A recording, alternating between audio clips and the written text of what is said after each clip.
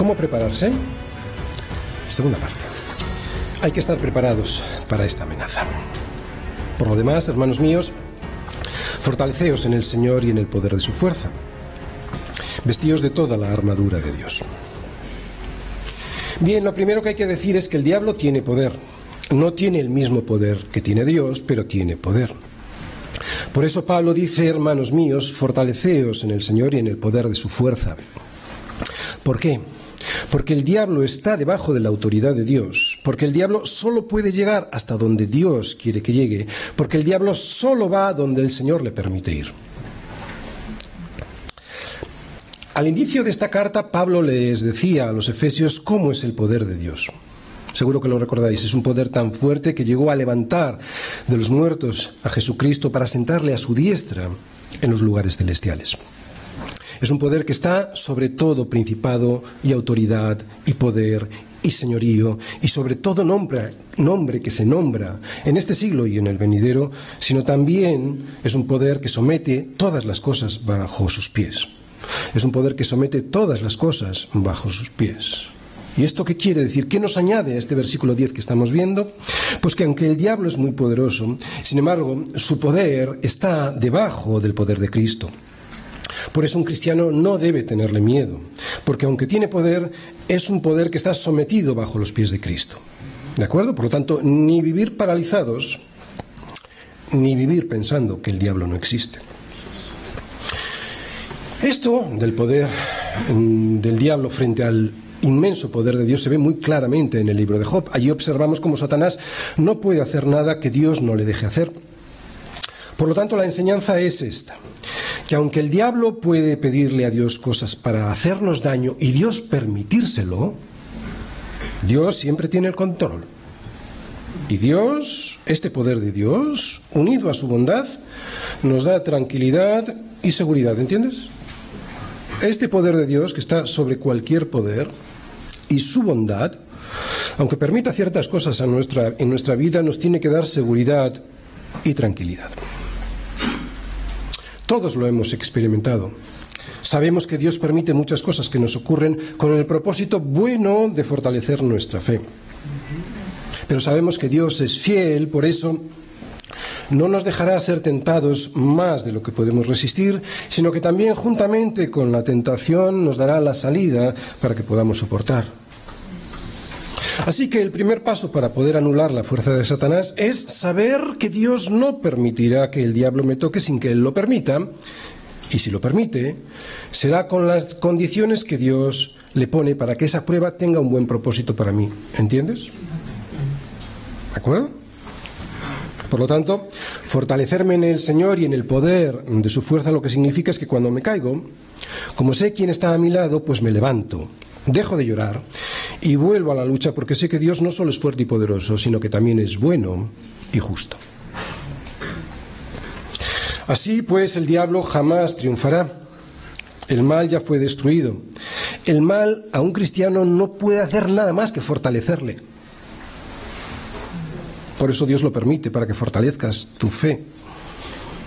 Porque estoy junto a aquel que tiene el poder de someter todas las cosas bajo sus pies.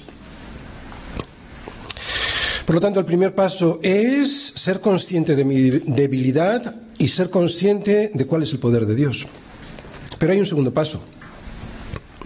Y es que después de saber cuál es el poder de Dios para poderme aferrar a Él, debido a que conozco mi debilidad, debo vestirme con la armadura que Dios me da. La armadura es el poder de Cristo y es imprescindible para estar preparados para la guerra. Pero como acabamos de decir, para poder ponerme la armadura de Cristo debo ser consciente del poder que tiene el diablo, porque si no, pues no me la pondré y pelearé en mis fuerzas. Por eso decía que había dos pasos. Primero, ser consciente de mi debilidad, porque ¿de qué me vale una armadura si yo no soy consciente de mi debilidad? Lo que voy a hacer es salir a luchar en mis fuerzas. Ponerse la armadura de Cristo es unirse a Cristo. Al ponernos la armadura que veremos en las próximas predicaciones, nos vestimos de Él y de su poder. No puedes ganar la batalla al diablo en tus propias fuerzas. Este es el mayor de los errores que debemos evitar al entrar en la batalla. Por eso Pablo lo ha dejado para lo último. Para poder luchar y tener éxito, debemos estar revestidos de Él. En la batalla será la armadura quien nos defienda, o sea que será Cristo mismo quien lo haga. Si eres del Señor, serás su guerrero y por lo tanto siempre estarás preparado para entrar en batalla. No se puede ser de Cristo y no ser un guerrero. Los versículos de hoy lo dejan muy claro. ¿Hay lágrimas, frío, miedo en la batalla? Claro, pero Él me ha dicho, y yo le creo, he aquí, yo estoy con vosotros todos los días hasta el fin del mundo. Así que a cada batalla pienso ir dejando los lloros, el miedo y el frío en casa. Así es como hay que salir a pelear, no en mis fuerzas, sino fortalecido en el Señor y en el poder de su fuerza, especialmente en el día malo, del que luego diremos de qué se trata. Fortalecernos en el Señor significa, pues, saber que en nuestras fuerzas será imposible vencer al diablo. Ir a la batalla en nuestras fuerzas y sin estar preparados con la armadura que es Jesucristo mismo es hacer nada en la batalla, porque el poder del diablo es sobrenatural. Nos quedaremos paralizados, o huiremos, o nos quedaremos malheridos en el campo de batalla, o todo a la vez. Estas tres cosas fueron las que le pasaron a Pedro cuando fue a luchar contra el diablo en su día malo. Pero fíjate lo que le dijo el Señor previamente para prevenirle de que iba a tener un día malo, muy malo. Simón, Simón, he aquí Satanás os ha pedido para zarandearos como a trigo, pero yo he rogado por ti para que tu fe no falte. Y Pedro, en vez de ponerse la armadura, presumió de fuerzas propias para vencer el mal de su día más malo. Tan en sus fuerzas iba que le dijo al Señor que estaba dispuesto a ir a la cárcel, incluso a morir. ¿Recordáis? Por defender al Señor. Aún así el Señor le avisó y le dijo: Pedro, te digo que el gallo no cantará hoy antes que tú niegues 3 veces que me conoces. Y eso le tenía que haber prevenido. Lo que ocurrió después ya lo conocemos. Que primero Pedro quedó paralizado ante la criada, negándolo todo. Que luego huyó mientras oía cantar al gallo. Y que al final quedó malherido y llorando amargamente en el campo de batalla. Es interesante saber que el Señor no le quitó el zarandeo como a trigo que el diablo pidió hacerle a Pedro.